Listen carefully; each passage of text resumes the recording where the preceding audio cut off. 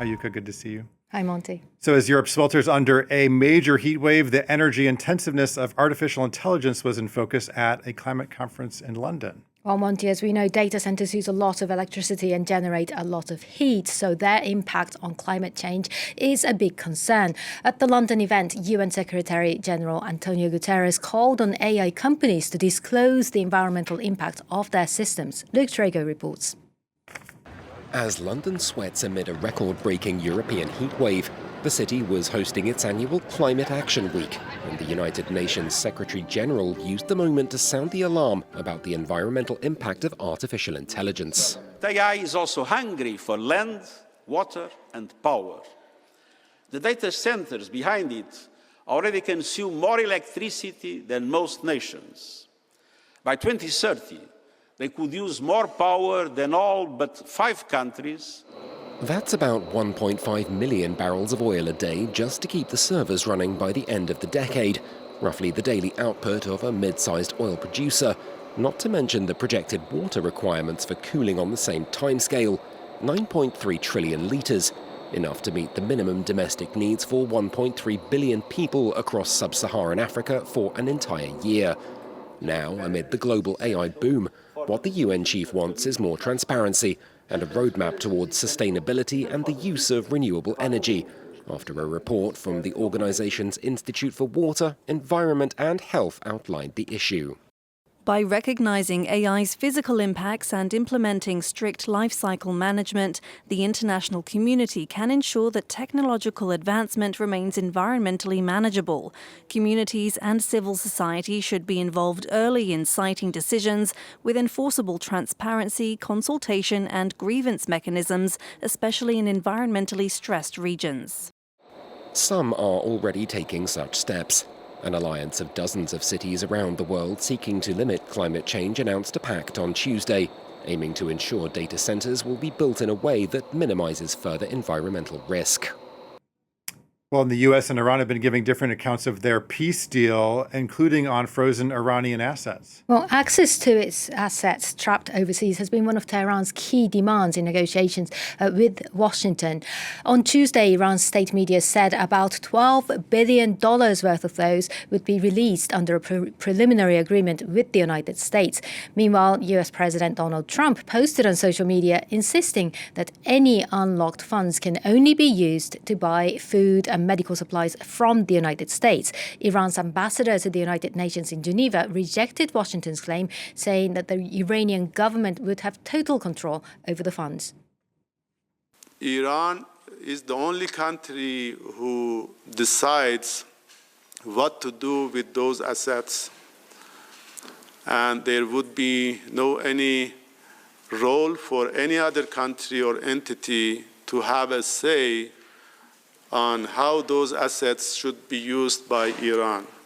Well, the Iranian ambassador also said that there are some technical arrangements to be made by the US and Qatar, at least some of the estimated $100 billion in frozen funds are held in those countries. The US is said to be holding only about $2 billion of them, with far greater amounts held elsewhere, with China reported to have the largest share of up to $50 billion. But Iranian officials often avoid describing funds held there as frozen, arguing that they have been used for trade. China, of course, has been the biggest buyer of Iranian oil despite sanctions. Well, and of course, another big key point of this peace deal is the Strait of Hormuz. Yeah, and President Trump here again said that 19 million barrels of oil exited the Gulf through the strait on Monday, the highest level in its history, according to him, although we know that the pre-war daily average was above that at 20 million. Traffic does appear to have picked up, though. According to Kepler, at least 37 crossings were recorded on Monday through the strait, though that's still way below pre-war levels. Meanwhile, Iran and Oman said they would study the costs to be charged for services provided in managing the Strait of Hormuz, insisting that it's in their territorial waters. Of course, before the US and Israel started striking Iran, there were no fees for transiting the waterway. And in South Korea, an AI boom is driving up the stock prices of major chip-making companies as well as the market value of their employees. Of their employees, yeah. Well, you may remember a few weeks ago that Samsung agreed to pay several €100,000 in bonuses to some of its chip workers to avoid a crippling strike. Its rival SK Hynix was already paying its employees very well. Chip workers in South Korea are now finding themselves in hot demand in the job market, but also in the marriage market. Brian Quinn has more. At this matchmaking service in Seoul, marriage consultant Lee Sung-mi evaluates potential partners for her clients, noting a marked shift in the desirability of certain candidates. Samsung Electronics employee scores have risen from 83 to 87. For SK Hynix workers, it's gone from 80 to 83. South Korea's job market is highly competitive and highly stratified. Its marriage market, likewise. Until recently, those looking to marry up typically looked to professionals like doctors and lawyers.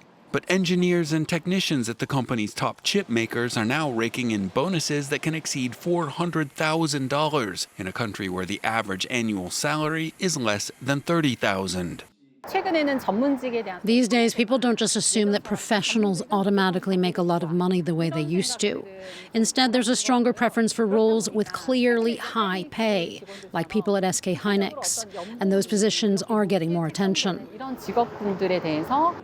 While their workers are becoming more attractive marriage prospects, the jobs themselves are in even higher demand. In 2021, Korea University partnered with SK Hynix to launch a semiconductor engineering degree program. It's now drawing applicants whose admissions scores rival those of the country's top medical schools.